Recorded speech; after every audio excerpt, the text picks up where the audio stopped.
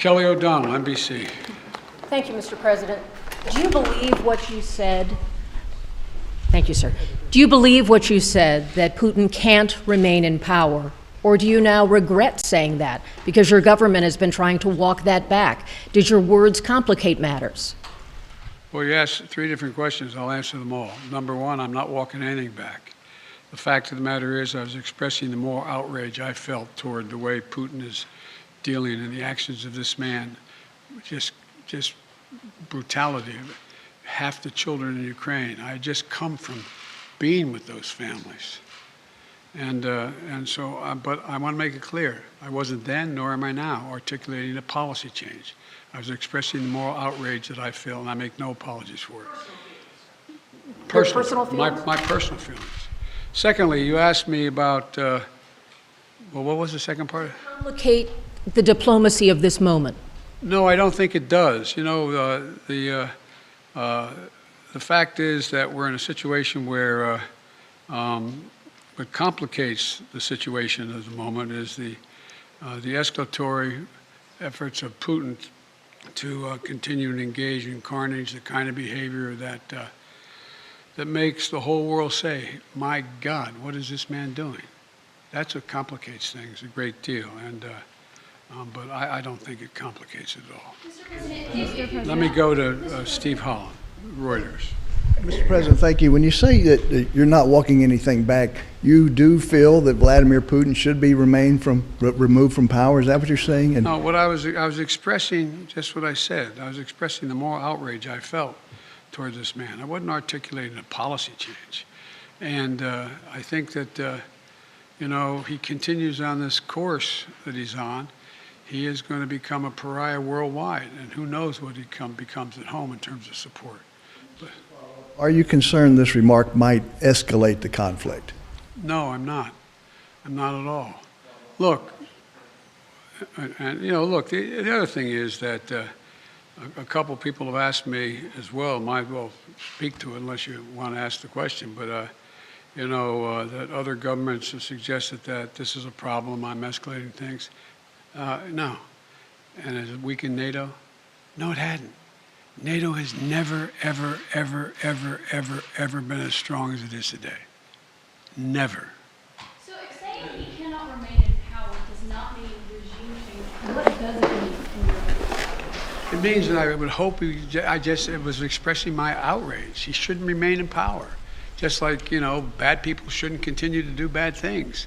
But it doesn't mean we have a fundamental policy to do anything to take Putin down in any way. What made you add that? Because that wasn't in your prepared remarks, we were told. So what made you add that at the end, Mr. President? Because I was talking to the Russian people.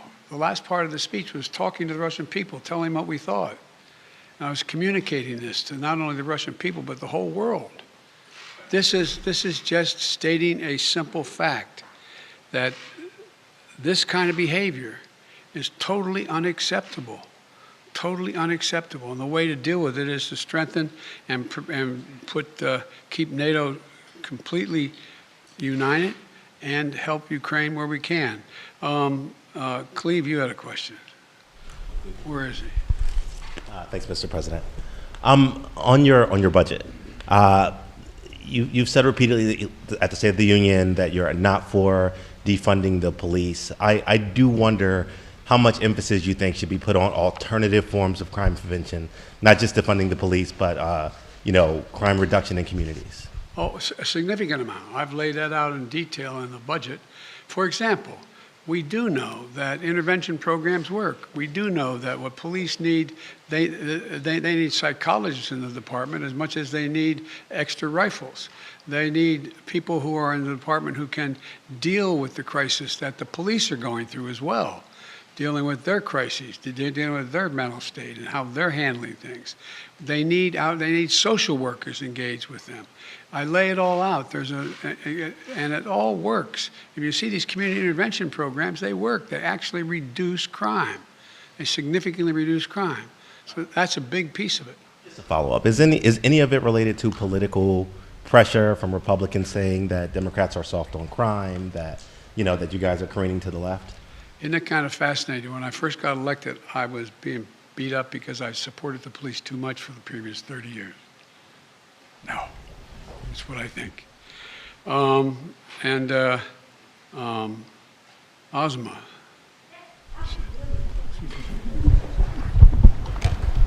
Surprised to get called. Thank you, Mr. President. Are you willing to try to meet with Vladimir Putin? And I have a quick follow-up to that. When you last met with him face-to-face in Geneva, you had described that as a productive conversation. You said that he did not want a Cold War. And do you feel, given the actions, though, that have happened over the last few months, I guess I'm asking what has changed in his mind? I don't know what's changed his mind. His behavior's changed. When we met, remember what we were talking about. We were talking about setting up a strategic dialogue and talking about the relationship of NATO and Russia and facing off in the regions and how we could have more transparency and all the rest. It was a normal discussion I had going all the way back to Kosygin and others back in 100 years ago when I was a young senator. And so what changed was nothing remotely approaching that. Remember when he first met with me, he said, I have two objectives. This is the second or third time I met with him. He said, I have two objectives. One is to make sure that they never become part of NATO, and two, to make sure there are no long-range missiles in there, in Ukraine. I said, we can deal with the second one easily, but we can't close the door on the first. Because when we talk about missiles, we want to talk about what's also on the Russian border heading toward Europe. Do both. And then, if you notice, that demand list of his, not with me, with others, have escalated significantly in terms of what he thinks is necessary. Thank you very We need some more clarification, Mr. President. Mr. President, thank you. Thank you very much. I know you're going to ask a really nice question. Well, it's an important question, No, I think. Are you worried that other leaders in the world are going to start to doubt that America is back if some of these big things that you say on the world stage keep getting walked back? What's getting walked back? It made it sound like, just in the last couple days, it sounded like you told U.S. troops they were going to Ukraine. It sounded like you said it was possible the U.S. would use a chemical weapon, and it sounded like you were calling for regime change in Russia, and we know... None of the three occurred. None of the three occurred? None of the three. Mr. President? You interpret the language that way. I was talking to the troops. We were talking about helping train the troops that are the Ukrainian troops that are in Poland. That's what the context. I sat there with those guys for a couple hours. That's what we talked about. So when you said you're going to see when you're there, you were not intending to I was say US referring troops? to meeting with and talking with the Ukrainian troops that were in Poland. And when you said a chemical weapon use by Russia would trigger a response in kind, It will trigger a significant response. what does that mean? I'm not going to tell you.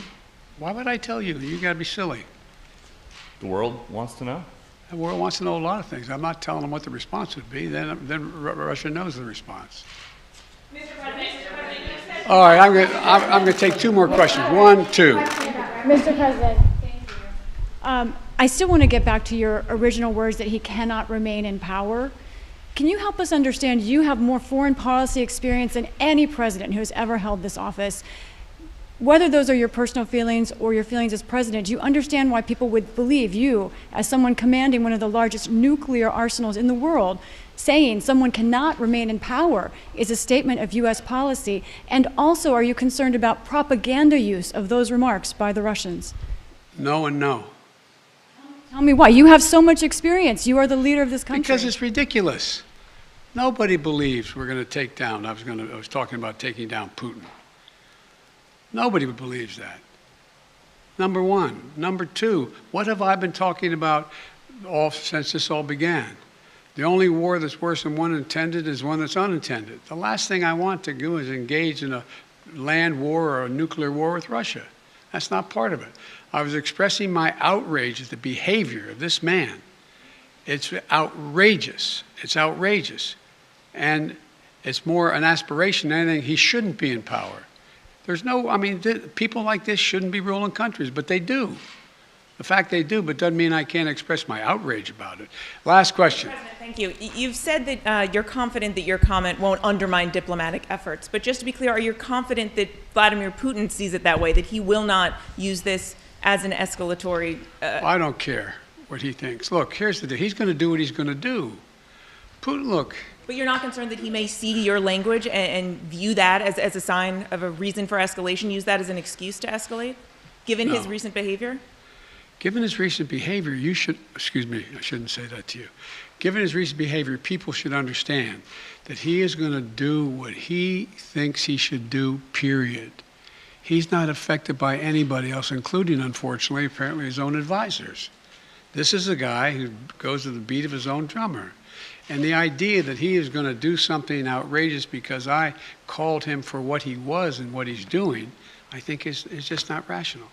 You didn't say whether you'd meet him again. Would you meet with President Putin No. ever again? It depends. No, it's not a question of the question is there something to meet on that would justify him being able to end this war and be able to rebuild Ukraine?